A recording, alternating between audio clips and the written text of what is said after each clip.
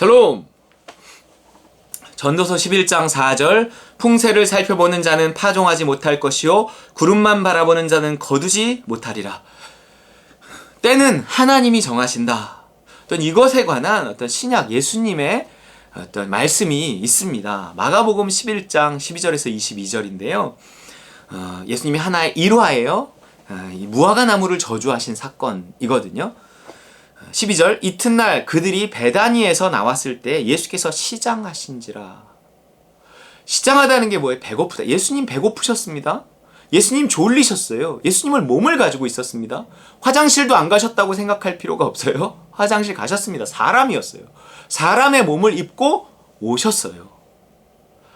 그 예수님이 시장하셨어요. 예수님이 시장하셨다는 건 예수님의 밥 먹을 때가 됐다는 거죠. 예수님에게는 때가 됐어요.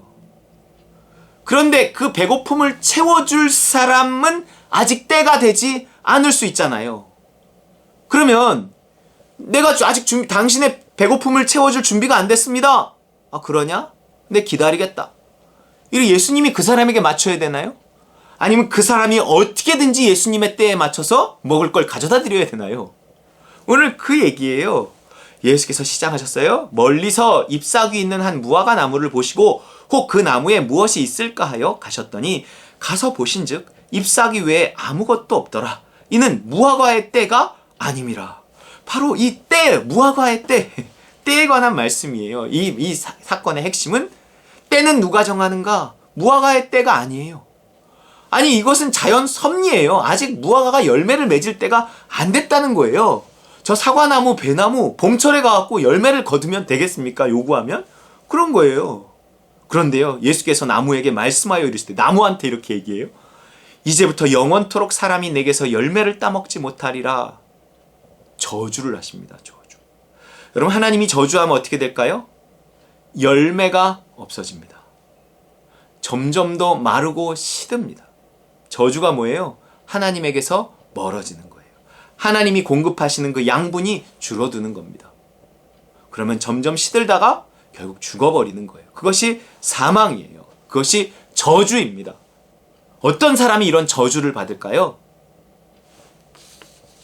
풍세를 살펴보는 자, 구름만 바라보는 자, 하나님이 때가 됐다고 했는데, 믿음을 주셨는데 환경 때문에 그 믿음에 복종하지 못하는 자, 그 사람은 결국 저주받는 자가 된다는 얘기예요.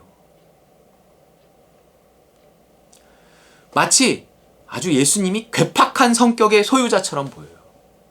아무데나 가갖고 밥 달라고, 밥 아직 준비 안 됐다는데 막 깽판 치고 막 이러는 것처럼 보이잖아요. 아니, 식당이 점심 식사부터 해서 11시부터 오픈이래. 아침 7시에 그 식당 문 들여들여 그 주인 깨워갖고 밥 달라 그러는 거하고, 아직 준비 안 됐어요 점심. 그리고 막 저주해요? 말도 안 되잖아요. 지금 정황 자체는 말이 안 되는 거예요. 말이 안 되는 일을 예수님 무화과 때가 아닌 거, 무슨 외국인 관광객이에요? 그 몰랐겠어요? 자기 동네 일인데? 어려서부터 봐온 건데? 너무나도 잘 압니다. 그럼에도 불구하고 이런 사건이 있게 하신 것은 뭐예요? 이스라엘 백성들이 막 그렇게 죽어나가도 그들은 누구를 위해 그렇게 하는 거예요?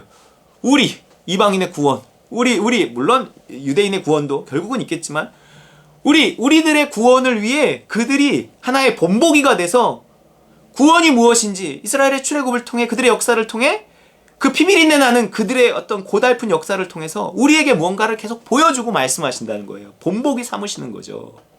마찬가지 이스라엘이 그렇게 사용된 것처럼 이 무화과 나무가 그렇게 사용되고 있는 거예요.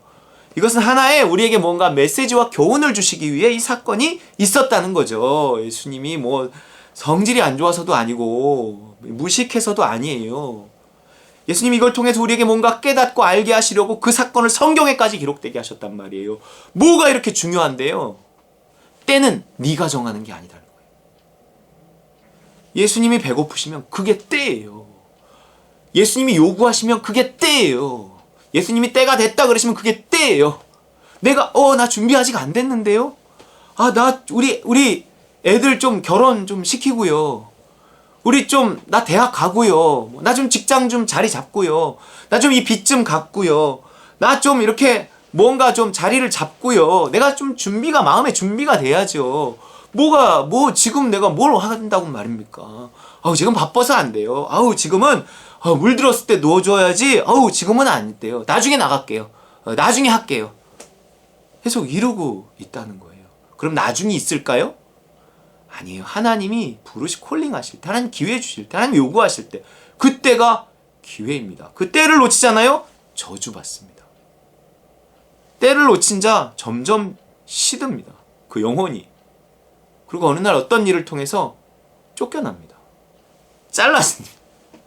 영원히 열매를 맺지 못한다는 거예요. 그렇기 때문에 하나님이 어떤 말씀하시면 즉시 온전히 기쁘게 순종할 필요가 있는 거예요. 내가 살기 위해서라도, 내 가족이 살기 위해서라도 그게 때라고 말씀하시니 즉각 반응해야 하는 거죠. 오늘 그 사건을 이야기하시는 겁니다. 여러분, 매매를 하려면 어떻게 해야 되는지 아세요? 사고 파는 일? 계산을 해야 됩니다. 계산. 이 매매의 법칙 속에 살아가는 사람들은 끊임없이 계산하고 그 계산에 의해서 뭔가를 선택하고 결정하고 움직이는 거예요. 머리를 써서 내가 조금 남을 것 같다, 이익이 될 것 같다 그러면은 그 때를 자기가 정합니다. 항상 매매로, 생각으로, 계산으로. 우리 믿는 자들은 믿음이 말을 하죠. 자, 보세요. 이 사건은 이제 실제로 그 나무가 시든 모습을 발견하는 그 다음날 아침 이야기 사이에 뭐가 끼어들어 있느냐면 성전 정화 사건이 끼어들어 있어요. 15절이에요. 그들이 예루살렘에 들어가니라 예수께서 성전에 들어가서 성전 안에서 매매하는 자들을 내쫓으시며 돈 바꾸는 자들의 상과 비둘기 파는 자들의 의자를 둘러 엎으시며 아무나 물건을 가지고 성전 안으로 지나다님을 허락하지 아니하시고 이에 가르쳐 이르시되 기록된 바 내 집은 만민이 기도하는 집이라 칭함을 받으리라고 하지 아니하였느냐? 너희는 강도의 소굴을 만들었도다 하시매 대제사장들과 서기관들이 듣고 예수를 어떻게 죽일까 하고 꾀하니 이는 무리가 다 그의 교훈을 놀랍게 여기면 그를 두려워함이로라. 만민의 기도하는 집, 하나님의 은혜, 우리 하나님의 성전된 우리 하나님의 기도하는 집, 기도하고 그분의 말씀을 따라 움직이는 하나님의 집이 돼야 되는데 여기를 강도의 속을, 뭐가 강도예요? 매매하는 자들을 내쫓으시며, 물론 그들이 성전 안에서 뭐 많이 남겨먹고 속이고 꼭 그런 건 아니에요. 그 중에 단 한 사람이라도 제대로 장사하는 사람 없었을까요? 다 내쫓았어요. 들어오지 말라 그랬어요. 정직하게 장사해라 그러지도 않았어요. 이거는 뭐 그들이 저지른 거짓말과 부정부패를 넘어서 매매하는 장소로 만들지 말라는 거예요. 내 집은 아버지의 집이고 기도하는 집이에요. 뭔가 기도하고 선택해야 하는 집이지, 이게 내 생각과 계산을 따라서 때를 정하고 내가 머리를 써서 이득이 남는 것을 계산해갖고 어떤 일을 선택하고 결정하고 하나님의 집인 내 몸을, 하나님의 소유된 나를 그렇게 살게 해서는 안 된다. 내 몸을 그렇게 사용해서는 안 된다는 거예요. 그리스도가 핏값으로 나를 사셨잖아요. 너희 몸으로 하나님께 영광을 돌려라 그랬어요. 그렇기 때문에 나는 내 것이 아니에요. 시키는 대로 해야 합니다. 이거는 절대 못할 것 같아. 사실 이런 게 없어야 되는 거예요. 그렇게 되기까지 우리는 점점 순종하는 훈련을 해가는 거죠. 그럴까봐 내가 순종을 못해. 점점 더 큰 걸 요구할까봐 순종을 못해. 근데 그 순종이라는 건 결국 너와 내 집을 구원하고자 하는 하나님의 그 구원의 과정이에요. 그 순종은 나를 못 살게 굴고 나를 망하게 하려는 게 아니란 말이에요. 근데 내가 강도의 굴혈, 매매하는 자의 집으로 만들었다는 거죠. 하나님이 때가 되었다 말했는데도 난 때가 되지 않았다. 항상 뭔가 환경을 보고 풍세를 살피고 구름만 보고 뭔가 결정하는 그런 사람으로 나 자신을 만들었다는 거예요. 19절 그리고 날이 저물매 그들이 성 밖으로 나가더라. 20절 그들이 아침에 지나갈 때 무화과 나무가 뿌리채 마른 것을 보고, 계속 그렇게 살면, 믿음을 따라 살지 않고 계속 그 매매의 법칙을 따라서 살아가면 뿌리채 말라버립니다. 베드로가 생각이 나서 여짜오되 라피오 보소서 저주하신 무화과가 말랐나이다. 예수께서 그들에게 대답하여 이르시되 하나님을 믿으라. 야, 내가 저주하니까 저렇게 다 말라버리잖아. 야, 이게 능력이야. 꼭 이런 것만을 말씀하신 걸까요? 그런 거 아니에요. 뭔가 여기서 얻어야 될 교훈은 하나님을 믿으라 하는 거예요. 하나님이 이런 일도 하실 수 있어 하는 그 믿음도 분명히 여기서는 이야기하고 있지만, 분명히 문맥상으로 봤을 때 예수님의 어떤 의도, 하나님을 믿으라고 하신 예수님의 의도 중에는 분명히 하나님을 믿으라는 거예요. 내가 왜 때가 됐다 그러는데 하나님 마음을 주시는데 내가 그 선택을 하지 못하는 건가요?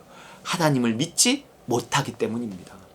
자꾸 계산만 되기 때문, 환경만 보기 때문에, 풍세만 살피기 때문에, 구름만 보기 때문에 자꾸 못하는 거예요. 그냥 해버리세요.